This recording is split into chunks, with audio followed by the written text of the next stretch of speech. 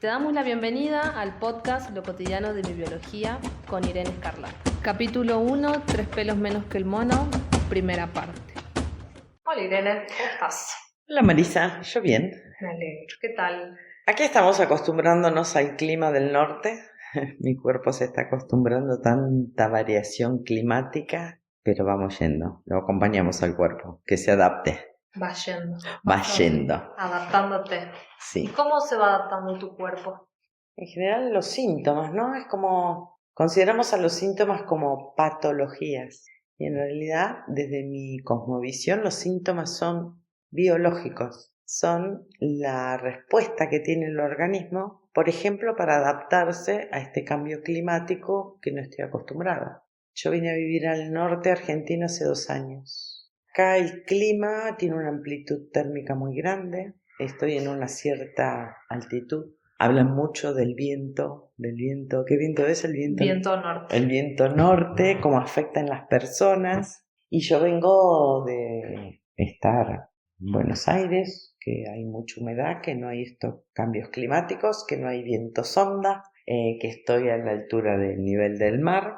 Y mi cuerpo se había adaptado a ese sistema. Todo el tiempo el cuerpo busca adaptarse al contexto, al medio ambiente, con un solo objetivo: la supervivencia. Bastante interesante y además pensarnos desde ahí, ¿no? Esta cuestión que vos mencionás de la biología. ¿Por qué, según vos, según toda tu experiencia y demás, es importante vernos a nosotros como personas desde allí? Porque somos seres biológicos. Somos seres biológicos, las leyes naturales de la biología en este planeta que rigen el comportamiento de las plantas, de los animales, también nos rigen a nosotros. En algún momento, como digo siempre, que te gusta la frase, en algún momento la medicina se separó de la biología, pero somos seres biológicos. Entonces tenemos los mismos procesos de adaptación con el mismo objetivo, que es la supervivencia de la especie. Todos los animales, todas las plantas, te puedo dar miles de ejemplos para que entiendan, manejan mecanismos de supervivencia y adaptación. Adaptación para la supervivencia. Nosotros también. Como sacamos ese concepto de nuestra cabeza, nos pensamos como seres conscientes, seres de luz, pero en realidad, como digo yo, tenemos 4 pelos menos que el mono. Tenemos que incorporar los conceptos de adaptación y supervivencia en nuestro organismo. Los síntomas, como te digo, no son patológicos como nosotros los vivimos, son mecanismos de adaptación y supervivencia. Y en ese proceso, ¿no? De la separación esta que vos mencionabas de la medicina y la biología, ¿quién de alguna manera, o sea, ha sido como, si hablamos con la mano negra, que dijo, bueno, a ver, hay una patología, clasificarla y encasillarla, medicarla? ¿Qué momento y quién ha sido, digamos, el artífice de toda esta trama bastante oscura, ¿no? Sí, a ver, no me gustan responsables, no me gusta meter la responsabilidad o culpabilidad a una mano negra, que la hay, no lo discuto. Todo sucede porque nosotros lo permitimos, es parte de nuestra cultura. Obviamente, a Darwin, como digo siempre, cuando él quiso ver todo lo de la supervivencia de las especies y quiso involucrarnos, la Iglesia Católica lo corrió, lo defenestró, ¿no? Hay un concepto cultural de que nosotros no venimos del mono, nosotros somos seres de luz, nosotros somos hijos de Dios para nuestra cultura. Nosotros tenemos conciencia de sí, a diferencia de los animales. Y siempre quisimos vernos como superiores. Y es un error. Que hay capacidades de seres de luz que tenemos, sí. Que podemos ser hijos de Dios, sí. Pero como decimos con unos amigos, con el dimmer, el reductor de luz muy bajo. Todavía falta mucho para que lleguemos a eso. O se podría hablar hasta de cosas más profundas, como por qué en nuestra genética hay codones desconectados. O sea, hay posibilidades de ser seres de luz diferenciados, sí, pero en la realidad no lo somos. Hay muchos temas, es muy profundo entender, ¿no? Todo esto de dónde, por qué se hizo. Se separó el ser humano de la biología, de los animales. Quiso haber una distinción, se quiso hacer una distinción como, no, nosotros somos diferentes. Y es verdad que no somos diferentes. Lo que más me cuesta como cultura es que les repito a mis pacientes todo el tiempo, A ver, tenemos 3 pelos menos que el mono. Pobres monos, la verdad que a veces somos peores que los monos. Pero si somos seres de luz, mis preguntas, no miles de preguntas. ¿Por qué nuestro ADN no funciona completo?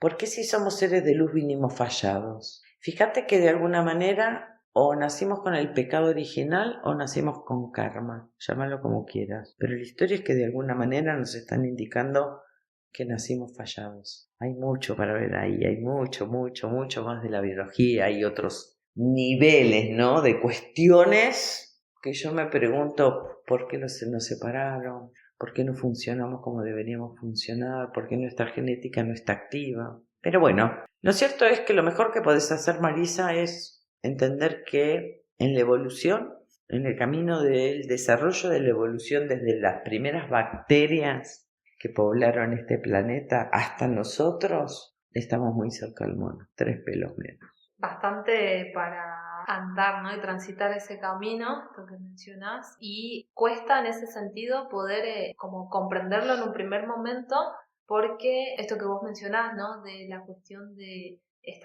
pensarnos, ¿no? Con cierta superioridad y demás, por ahí es como que nos ciega, es como que tuviéramos un velo, ¿no? Y nos aleja de poder pensarnos a nosotros como seres humanos desde la biología.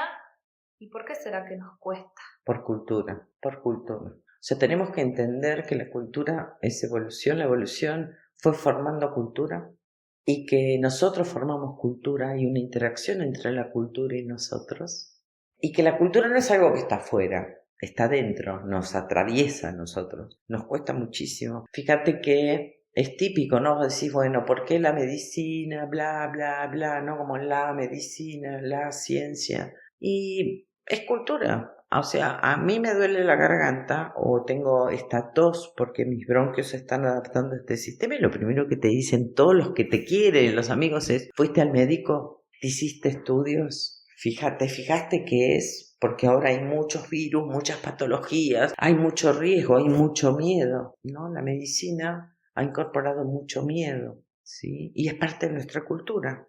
El sentirnos diferentes, sentir nuestros síntomas como patología, el cualquier síntoma que tengo, lo primero que nos dicen es, ¿fuiste al médico? Ojo que yo quiero que todos entiendan que más allá de mi comprensión o mi cosmovisión biológica, respeto terriblemente a la medicina. Tengo mi carnet de obra social, tengo mi obra social, yo cuando necesito voy. Lo que considero es que primero tendríamos que escuchar a nuestro cuerpo, a nuestra biología, y de ahí, una vez que comprendo, puedo ayudarlo con la medicina. O situaciones de riesgo donde la medicina realmente para mí es eficaz. Es como si yo cambio mi cosmovisión a lo biológico, saco el síntoma de lo patológico y lo llevo a lo biológico. Me saco el miedo de tener una patología como el gran cuco es el cáncer. Puedo manejar otros ritmos de la salud y de la enfermedad. O sea, yo apunto a la salud. Podemos entender que nuestro cuerpo tiende a la salud naturalmente, no tiende a la patología. ¿Cómo podríamos hacer, o sea, en esta sociedad, ¿no? Culturalmente educada, ¿no? Dentro de esa superioridad, ¿no? Uh-huh. ¿Cómo podemos hacer en ese sentido como para hacer quizás ese camino inverso y pensarnos, o sea, cuáles serían los pasos, si es que los hay, ¿no? Sí. De poder pensarnos a nosotros desde la biología. En mi camino es arduo, es difícil, porque es una temática contracultura. Por eso digo, si fuera una cuestión de la medicina o de la religión, esto es contracultura. Hasta hablar con mis amigos por ahí de estos temas generan así como una cierta adversión, ¿sí? Pero se puede, a mí me ha llevado años, o sea, yo tampoco es que pude correrme de mi cultura y meterme en una cosmovisión de la noche a la mañana porque comprendí, leí, entendí y ya está, porque eso para mí es puro dogma. Hay que ir experimentándolo despacito y a medida que voy experimentando con pequeños síntomas y le voy dando tiempo a mi cuerpo y voy viendo las emociones desde una cosmovisión diferente y demás, voy confirmando que estoy en lo cierto. Y despacito voy llevando a mis pacientes a que vayan pensándose como 3 pelos menos que el mono, qué está haciendo tu cuerpo biológicamente para adaptarse a las circunstancias. Lo que más utilizo, no sé si querés que hablemos ahora de eso, pero lo que más utilizo es lo que yo llamé bioeducación. ¿Te interesa eso? Sí, por supuesto. ¿Qué significa? Es un concepto que tomé de la psicoeducación. En psicología se empezó a implementar el trabajo de psicoeducación con parientes de pacientes con trastornos psíquicos. ¿Por qué? Porque había muy poco conocimiento de cómo eran los síntomas mentales. Nuestra cultura es una cultura que además disoció lo mental de lo clínico, ¿no? A tal punto, como decíamos, que hasta hace años no había ni psiquiatras en los hospitales clínicos. O sea, los trastornos mentales están totalmente disociados de los clínicos. Nuestra mirada biológica va integrando todo. Había mucho desconocimiento sobre cómo manejar las situaciones, sobre todo en casos muy severos de esquizofrenia. Entonces se empezó a implementar esto de educar a la familia, que la familia pueda entender qué significaba ese síntoma en el paciente. Y mejoraron muchísimo los pacientes. Cuando las personas cercanas pueden comprender qué está sucediendo, la comprensión calma, la comprensión ayuda, se mejoraron muchísimos los síntomas, ¿sí? Y pensé que esto era lo mismo. Digo, hay poco conocimiento de la biología, estamos aislados de las leyes biológicas, estamos aislados, ignorantes de lo que hace mi cuerpo biológicamente para adaptarse. Entonces decidí que de la misma manera tenemos que aplicar la bioeducación. Empezar despacito a comprender por qué te pasa eso, por qué la emoción reacciona de esa manera, por qué tu cuerpo está reaccionando de esta manera, porque cumple leyes biológicas. Y empezar a hacer una contraeducación a lo que a otra funciona como cultura. Y es lo que hago. Todo el tiempo les enseño a los pacientes a que miren su cuerpo, que escuchen su cuerpo. Nosotros estamos acostumbrados a escuchar lo que me dicen de afuera. Hay que tomar esto, hay que hacer esto. No escucha tu cuerpo te va a indicar. Tu cuerpo te dice absolutamente todo. En este mundo tan alocado, ¿no? Y que va a las chapas, bastante complejo y difícil a veces poder escucharse y saber qué es lo que tu cuerpo te está diciendo en determinada, esta cuestión que vos llamás de adaptación, ¿no? En los distintos momentos o contextos en donde uno se tiene que adaptar, pensando, ¿no? En la cotidianidad misma, o sea, cómo las personas, cómo podemos hacer, ¿no? En ese sentido, para al menos darnos un respiro y poder escucharnos y tomarnos esa pausa, ¿no? Me encanta, Marisa, tu pregunta me encanta. Sí, decíamos el otro día con un paciente eso, ¿no? Cómo hay que bajar el ritmo para poder escucharnos. Si no, no hay forma. No hay forma. O sea, somos una cultura, además, maníaca, que vale por todo lo que hace. Y vivimos corriendo atrás de no sé qué zanahorias, pero vivimos corriendo.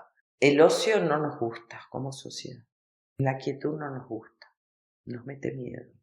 El silencio no nos gusta. Si uno está quieto en la cama y escucha el sistema nervioso cuando te dice para un poco, para, no podemos gastar más energía, nos hace mal, nos sentimos depresivos o somos vagos. Fíjate cómo contracultura, ¿no? Y decir, no, vos tenés que parar, vos tenés que descansar, vos tenés que escuchar tu cuerpo. Hay que bajar el ritmo para poder escuchar al cuerpo. Y hay que tener conciencia, que después vamos a hablar cuando quieras, de la inteligencia biológica, ¿no? Otro término que yo utilizo, que mi cuerpo sabe más que nadie. Vivimos escuchándolo afuera.